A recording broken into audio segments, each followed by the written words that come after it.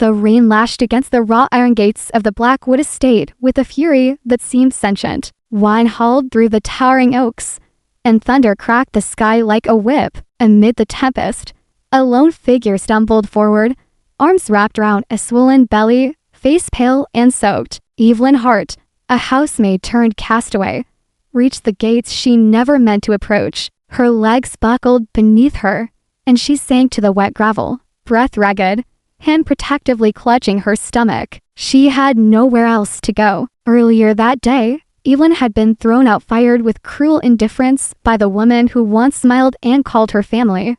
Her mistake, refusing to name the father of her unborn child. That secrecy cost her the roof over her head, her job, and the last ounce of stability she had left. It had been raining ever since. From the second-floor window of the grand estate, Damien Blackwood noticed the flash of movement below. His home sat like a dark sentinel atop the hill, rarely welcoming guests, and certainly not strangers. Damien, wrapped in grief and guarded by solitude, had long since decided the world had nothing to offer but betrayal. But something about the fragile figure below, collapsed and unmoving, tugged at something buried deep. He descended the stairs with the deliberation of a man doing something against his better judgment. Evelyn awoke to warmth. A soft light filtered through gauzy curtains. Her wet clothes had been replaced with fresh linen pajamas. She was tucked into a massive bed, far too luxurious for someone like her. She sat up slowly, unsure if she had dreamt everything. "You're awake?" The voice was low, smooth, and entirely unreadable. Damien stood in the doorway, arms crossed, shirt sleeves rolled to the elbows. He looked like a man carved from marble, hard, cold, and untouchable, yet his eyes held a glint of something more. "Where am I?" Evelyn croaked. "My home. You passed out outside the gates. I didn't have much choice. I'm sorry. I didn't mean to." "It's fine," he cut her off. "Just rest." But Evelyn saw through the brusqueness. This was a man used to pushing people away before they got too close. That night, she learned his name. Damien Blackwood, tech magnate, recluse. The meteor once dubbed him Seattle's phantom tycoon. His mansion was as cold and impersonal as the man himself until she noticed the tiny signs of loneliness.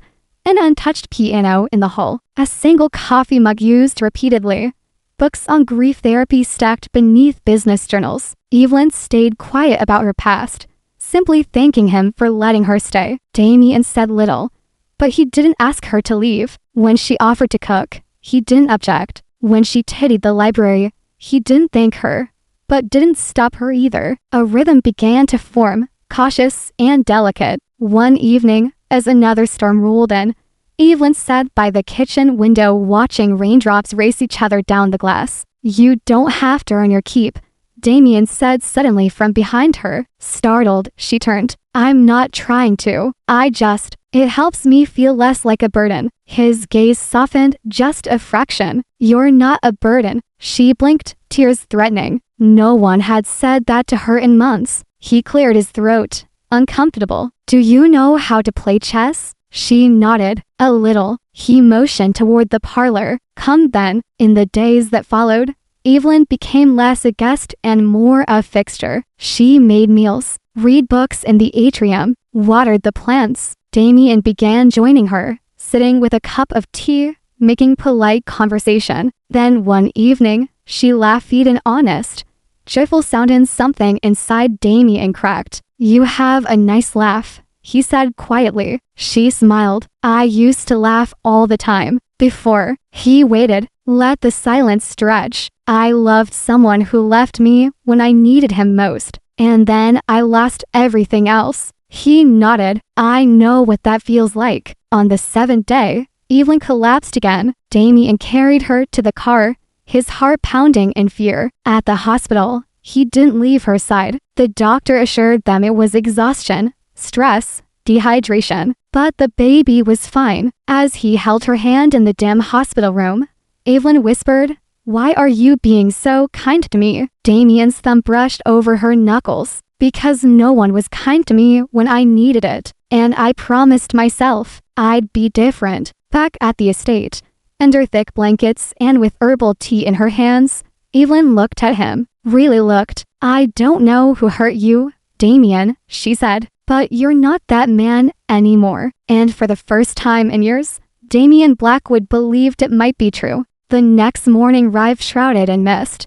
Gray light seeping past the tall windows of the Blackwood estate. Evelyn stirred beneath crisp linen sheets, her hand instinctively cradling her stomach. The baby gave a soft kick in response, as if reassuring her. For the first time in weeks, she felt safe. Downstairs, the mansion remained unnervingly quiet. The long corridors, lined with portraits of stern ancestors and distant landscapes, seemed to swallow her footsteps. She found the kitchen and made tea, half expecting Damien to appear, but he didn't. Hours passed. She wandered through the grand room, some dust-covered and clearly untouched for years, others pristine and sterile. In one, she found a locked door, then another, and another. It dawned on her, entire wings of the estate were off-limits. That evening, Damien finally emerged from his office. His shirt was wrinkled, his eyes shadowed. Evelyn hesitated. I hope you don't Mindy explored a bit. He paused. Find anything interesting? She shrugged. Mostly locked doors. He didn't answer immediately. Then, some rooms are better left closed. Evelyn tilted her head, and some locks hide more than dust. Damien's jaw tensed. You're a guest, Evelyn, not a detective. She backed off. I wasn't trying to pry. I just want to understand. His expression softened. I know, but some parts of me aren't ready to be seen. That night, sleep came fitfully. Evelyn dreamed of footsteps in locked rooms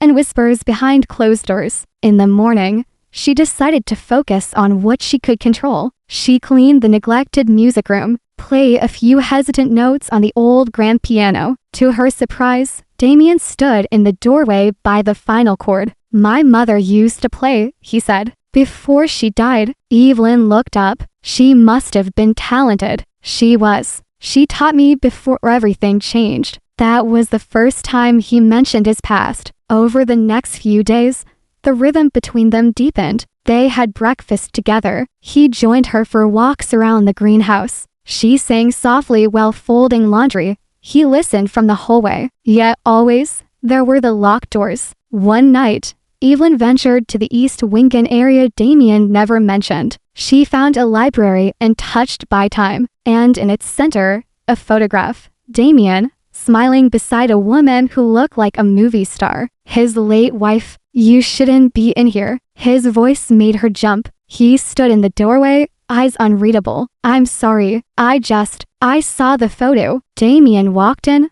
took the frame, and stared at it. Her name was Claire. We were married 5 years. She died in this house. Evelyn's heart ached. I'm so sorry. It was my fault. I was working late. Ignored the call. When I got home, she was already gone. A long silence stretched between them. I never let anyone in after that, Damien whispered. Until you. Later that night, Evelyn sat in her room unable to sleep. The weight of Damien's confession stayed with her. Pain left unspoken. Grief locked behind doors. She rose and walked quietly down the hall, found his door, knocked once. He opened it after a long pause. I'm not here to fix you, she said. I know, but I'm not afraid to stay. He stepped aside, and for the first time in a long time, Damien Blackwood allowed someone past the threshold. Evelyn stood at the window, watching the morning fog lift from the garden. The warmth of the sun filtered through the glass, casting long shadows across the floor. Her hands cradled her belly instinctively, the life growing inside her a quiet reassurance. But her mind was elsewhere in the man whose door she had knocked on the night before. Damien. Their conversation had left her raw. There was something fragile beneath his composed exterior, a vulnerability she hadn't expected from a man who seemed so cold, so guarded. She knew she'd touched a nerve, and though he'd let her in, the distance remained, not in the space between them, but in the parts of himself he still refused to show. Later that day, Evelyn found herself in the garden. She clipped dead leaves from rose bushes and pulled weeds from between the flagstones. It wasn't her job. No one had asked her to do it. But working with her hands calmed her. gave her something to hold onto. She didn't hear Damien approach until his shadow fell across the bench. I thought you might enjoy this more than silence. She looked up. In his hand was a steaming mug. Chamomile, he added. You mentioned it once. Her eyes softened as she took it. Thank you. He sat beside her, careful to keep space between them. I'm not used to sharing this place. I'm not used to being welcomed into one. They sat in silence, birdsong weaving through the quiet. And though they didn't speak, something shifted. Not entirely comfort bit closer than before. Over the next week, their rhythms intertwined. Evelyn took to cooking simple meals, which Damien quietly ate without complaint. He showed her hidden corners of the estate, the orchid greenhouse, the small chapel his mother once loved, the overgrown trail that led to a forgotten garden. Each new revelation came with fragments of his past. My father built this greenhouse for my mother on their 10th anniversary, he said one afternoon, brushing dust from a faded bench. She loved orchids, said they were delicate but persistent. Like her, she sounds lovely. She was. He never spoke of his father. One evening, as thunder rolled distantly over the hills, Evelyn played soft lullabies on the piano. Damien stood at the doorway again, arms crossed. But this time, he entered. Claire used to play that, he said, not as beautifully. Evelyn smiled faintly. You miss her. He didn't reply. Instead, he sat beside her on the bench. May I? He asked. She slid aside, and his finger stiff at first found the keys. A gentle melody rose, hesitant but warm. Evelyn joined in, harmonizing with him. To people, to pianos, to wounded hearts trying to find rhythm. When the music ended, they stayed there, close, comfortable, and quiet. That night, Evelyn stirred in bed. Rain tapped against the window, echoing the ache in her chest. She rose, barefoot, and tiptoed through the hallway. Damien's door was open. He was seated by the fire, a glass of whiskey untouched in his hand. Couldn't sleep, she asked. He didn't look at her. Too many memories in this place. She entered without asking. I don't want to be a memory, she said softly. I want to be something real. His gaze finally met hers. You already are. Her breath caught. But I don't know how to be the man you think I am, he admitted. I've been broken for so long, Evelyn. Then let's build something new, she replied. Together, he didn't resist when she crossed the room, and when her hand reached for his, he took it. The following morning, a letter arrived, a white envelope with no return address. Damien frowned when he saw it, turning it over in his hand. His fingers trembled slightly. Evelyn noticed. What is it? Something I thought I'd buried. He slipped it into his coat pocket. Will you read it? She asked. He looked away, eventually, but even as they stood close, the letter created a fresh distance between them. That afternoon, the storm returned. Lightning streaked the sky, thunder rolling in like cannon fire. Evelyn lit candles throughout the house, but the darkness lingered. She found Damien in the old library. He held the letter but hadn't opened it. She didn't ask. He finally looked at her. Would you read it with me? Evelyn nodded. Together, they opened the envelope. Inside was a single sheet of paper, a signature she didn't recognize, and words that would change everything. The doorbell rang sharply,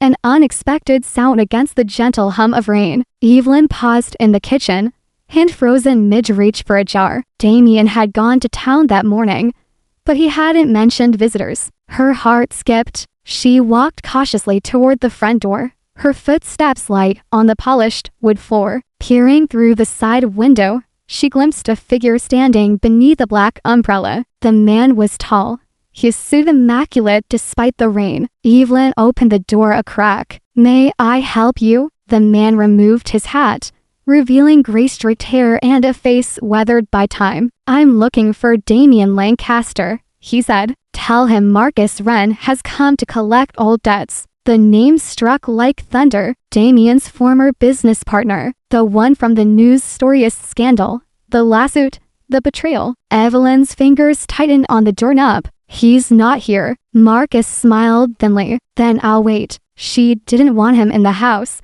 but something in his eye or perhaps desperation told her this man wouldn't leave easily. "Come in," she said, stepping aside. Damien returned half an hour later, wet from the rain, pausing mid-step when he saw Marcus seated in the lounge. The tension that snapped through the air was immediate and electric. "You have nerve," Damien said coldly. Marcus rose slowly, brushing rain from his coat. "I have necessity." Evelyn hovered at the edge of the room, unsure whether to stay or go. "You ruined people," Damien growled. "You nearly ruined me. I made mistakes. You made pride a weapon. We both lost." Evelyn's gaze shifted between them. "Why now?" Marcus turned to her. "Because someone told me Damien Lancaster isn't hiding anymore. That he has company. It wasn't just business. It was personal." The conversation dragged into the evening. Marcus recounted his fall from grace, the collapse of his investments, the death of his wife. His voice cracked as he spoke of their daughter, now estranged. "I came to ask forgiveness," Marcus said, eyes on Damien. "Not for you, for me. Because I need peace before I disappear for good." Damien said nothing. Evelyn sat quietly, listening. This was more than redemption. It was reckoning. After Marcus left, silence hung heavy in the room. "I should have thrown him out," Damien muttered. "But you didn't," Evelyn replied. "Because you needed this, too." He looked at her. "You see too much, and yet not enough." "Who wrote the letter?" Damien. He hesitated. Marcus didn't, but he knew who did. That night, Evelyn couldn't sleep. She wandered through the halls until she found herself in the study. On Damien's desk lay the letter, now unfolded. The signature read, "Claire Thorne." She wasn't a stranger. She was the woman Damien had once loved, and she was alive. The wind howled outside as Evelyn paced the length of the hallway, Claire Thorne's name echoing in her mind like a ghost calling through the storm. Damien hadn't said much after she'd confronted him about the letter. He'd simply asked her to give him time to explain, to prepare. But Evelyn wasn't sure she could wait. She stood in front of the study door, the same one where she had found the letter the night before. She pushed it open slowly, expecting Damien to be inside. He wasn't. Instead, a file sat neatly on the desk.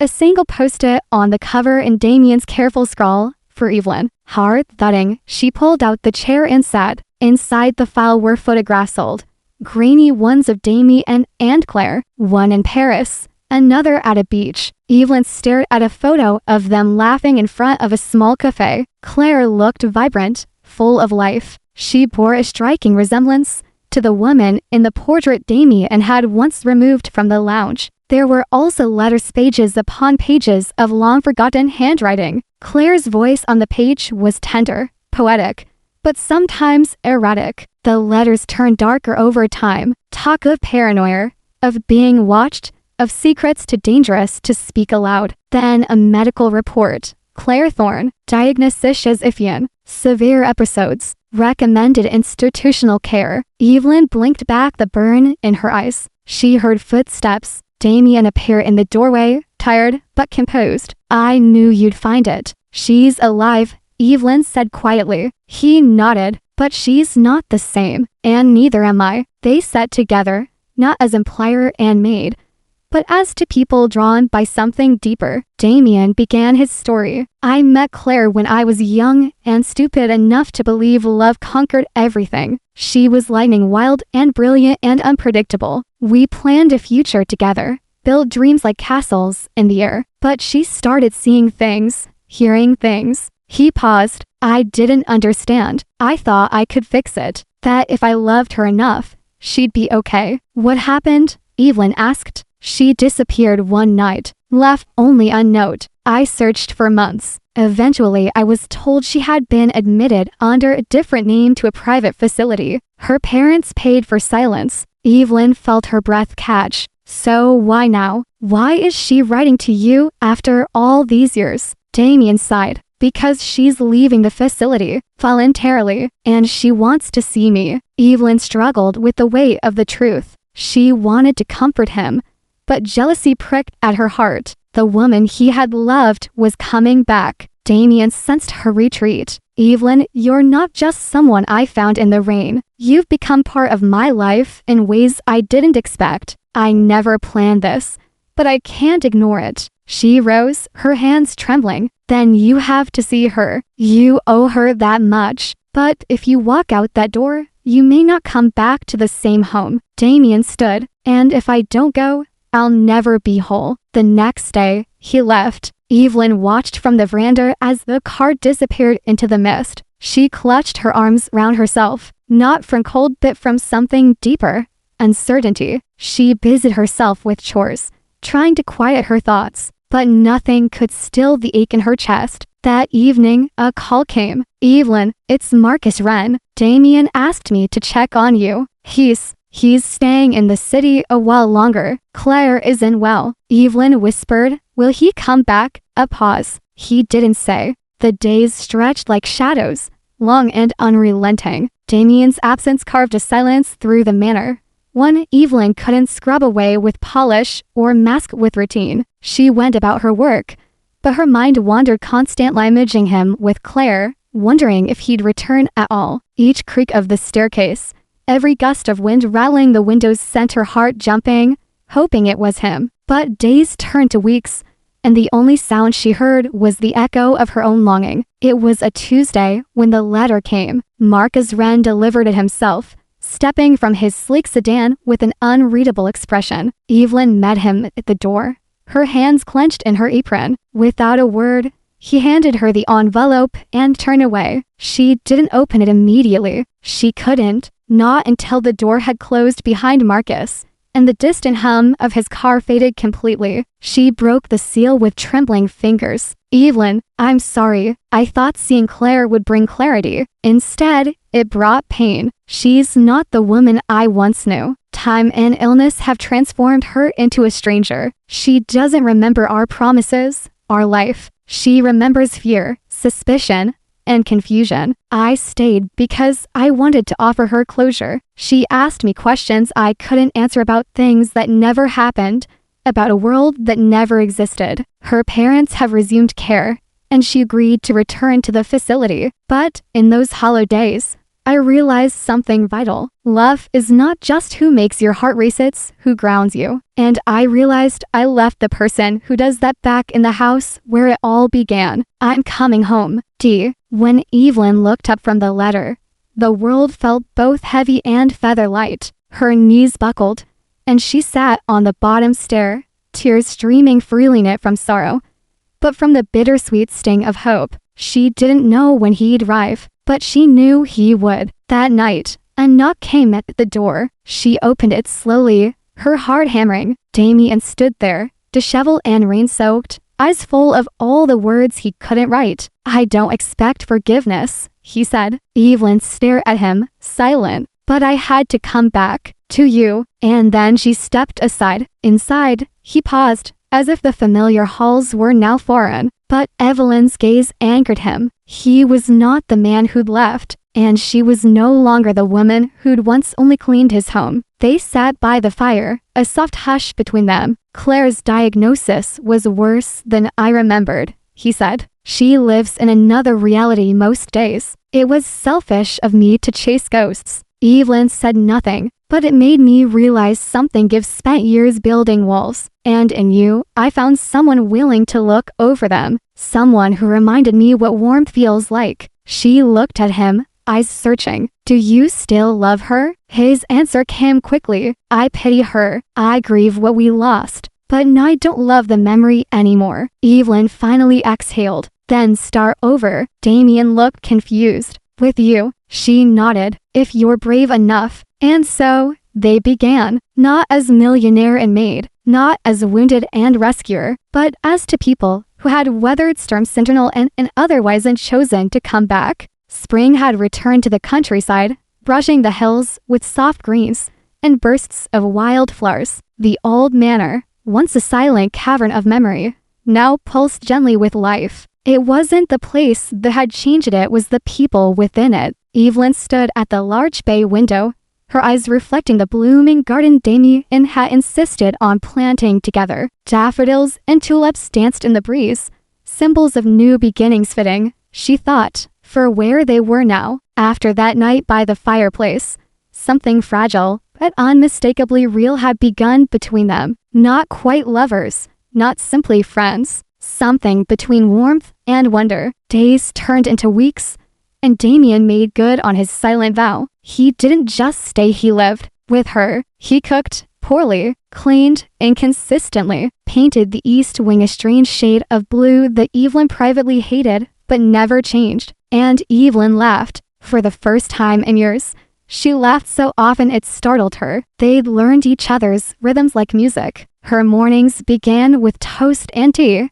His started with black coffee and the newspaper. She loved rain, hated getting wet, but bought her a ridiculous collection of umbrellas in every color. They didn't speak of the past much. Not about Claire, not about loneliness. Those ghosts remained respectfully quiet. Instead, they looked forward. One morning, Evelyn sat on the edge of the bed, no longer the guest room, but the master suite. Damien came in holding two mugs, his hair wild, smile sleepy. "You ever think we're crazy?" he asked. "Daily." He laughed. "You could have left. You should have. Honestly, I wasn't a good man. You were a man in pain," she said simply. "But you came back. That matters." And it did. That spring, they opened the Manor Gaddis literally. Damien proposed turning part of the estate into a community garden and arts retreat. Evelyn had blinked at him like he'd gone mad. "You want to let people in? It's time," he said. "This house has seen too much silence." She agreed, though her heart pounded. And so, they transformed it. What was once locked away became open. Artists came from across the county. Children planted vegetables, and retirees painted murals in the garden. People brought stories, and in return, the manor gave them peace. Late one evening, Evelyn and Damien lay under the stars on a blanket behind the house. The air smelled of lavender and cut grass. "Do you miss who you were?" she asked. Damien thought for a moment. No, that man had everything and felt nothing. "Now I have you." She reached for his hand. "I've been waiting," she said. "For what?" "For this to finally believe that broken things don't have to stay broken." He pulled her close. "I don't know what the future holds," he whispered, "but I want to build it with you. Then let's begin." And so, under the canopy of stars, in a house that had once been haunted by loss and lies, Evelyn and Damien began again as rescuer and saved, but as equals in love and partners in life. It wasn't a perfect ending, but it was real. And sometimes, real was the most beautiful kind of happy ever after.